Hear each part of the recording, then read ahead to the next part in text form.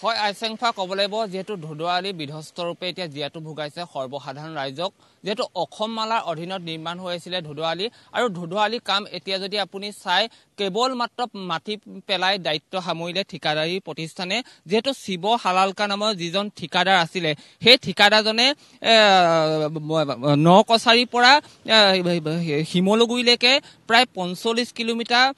কাম পাইছিলে প্ৰায় ২০০ কোটি টকা আৰু যদি আপুনি চাই ২০০ কোটি টকা কাম কেৱল মাত্ৰ ৩% কৰিয়ে দায়িত্ব সামৰিলে যেহেতু তাক লৈ এতিয়া ক্ষোভ জাৰিছে প্ৰতিটো জাতীয় দল সংগঠনৰ লগতে স্থানীয় ৰাইজে যেহেতু বাৰংবাৰ দাবী জনাই আহিছিলে ধুদুৱালি কাম সোনকালে হ'ব লাগে বুলি কিন্তু সেইসমূহ কামক লৈ সেইসমূহ কথাক লৈ কোনো গুৰুত্ব নিদিলে ঠিকাদাৰী প্ৰতিষ্ঠানে আৰু ধুদুৱালি কাম আধাতে সামৰিলে শিৱ হালালকা কোম্পানীয়ে আকৌ পুনৰ ৰিটেণ্ডাৰ হৈছে বুলি আমি জানিব পাৰিছো প্ৰায় ৪৫ কিলোমিটাৰ পথ যেহেতু ৩জন ঠিকাদাৰক ভাগ কৰি দিছে বুলি কৈছে আৰু সামগুৰিৰ পৰা নামটি চাৰিলৈকে অতি বিধ্বস্ত হৈ পৰিছে ধুদুৱালি আপোনালোকে চাই নিশ্চয় গম পাইছে কেনে অৱস্থাৰে ৰাইজে অহা যোৱা কৰিবলগীয়া হৈছে যেহেতু গৰুবাট সদৃশ হৈ পৰিছে ঐতিহাসিক ধুদুৱালিটো আৰু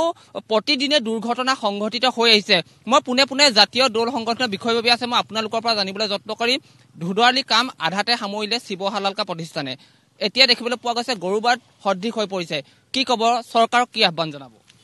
হয় চাওক চৰকাৰখনক আমি বাৰম্বাৰ আহ্বান জনাইছিলো যে আপোনাৰ যি ধুদুৱালিৰ যি কাম হৈছিলে আপোনাৰ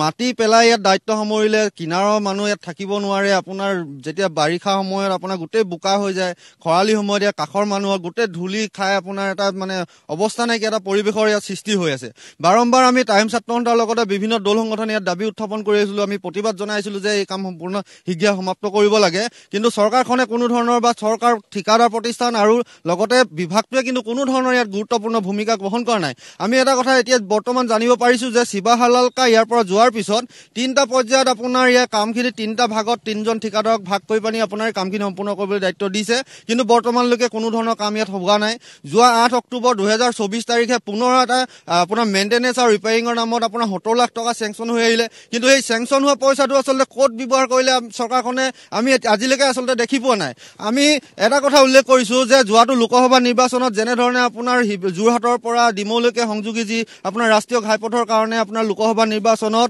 বিজেপি চৰকাৰখনে এটা মানে বহুত বেয়াকে তেওঁলোকে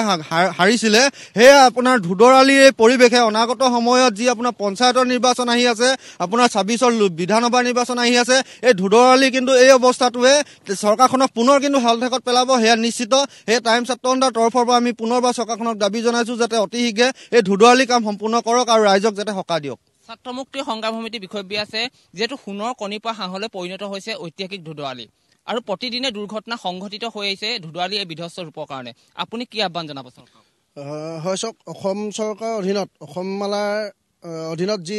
ঐতিহাসিক ধুদুৱালি নিৰ্মাণ হৈ আছিলে এই ধুদুৱালি নিৰ্মাণৰ ক্ষেত্ৰত ঠিকাদাৰ হেমাহিৰ বাবে ৰাস্তাটো আজি পৰ্যন্ত সম্পূৰ্ণ হৈ নুঠিল যাৰ বাবে ব্যস্ততাপূৰ্ণ ৰাস্তাটোৱেদি দৈনিক হাজাৰ হাজাৰ সাধাৰণ জনতাৰ লগতে স্কুল কলেজৰ ছাত্ৰ ছাত্ৰী বিভিন্ন সমস্যাৰ সদায় সন্মুখীন হ'বলগীয়া হৈছে প্ৰতিটো দিনে দুৰ্ঘটনা আমি সংঘটিত হৈ থকা দেখা পাইছোঁ আমি ছাত্ৰ মুক্তি সংগ্ৰামী আৰু কৃষক মুক্তি সংগ্ৰামী আমি দাবী জনাইছোঁ যে অনতি পলমে গড়কাপ্তানি বিভাগে এই ৰাস্তাটো সম্পূৰ্ণ কৰি তুলিব লাগে অন্যথা কিন্তু আমি জাতীয় জনগোষ্ঠীয় দল সংগঠন একত্ৰিত হৈ সাধাৰণ ৰাইজক লগত লৈ প্ৰতিবাদী কাৰ্যসূচী গ্ৰহণ কৰিবলৈ আমি বাধ্য হ'ম কেমেৰাপাৰ্চন পৰাগে দেখুৱাব কেনেধৰণে ৰাইজ অহা যোৱা কৰিবলগীয়া হৈছে যিহেতু ধূলিময় হৈ পৰিছে আৰু বৰষুণ এজাক বৰষুণ দিলে পথটোৱেদি অহা যোৱা কৰিব নোৱাৰে পিছল হৈ পৰে স্থানীয় ৰাইজ আছে ৰূপম বৰবৰা আপোনাক এই মুহূৰ্তত ধন্যবাদ জ্ঞাপন কৰিছো আপুনি দল সংগঠনৰ প্ৰতিক্ৰিয়া জনোৱাৰ বাবে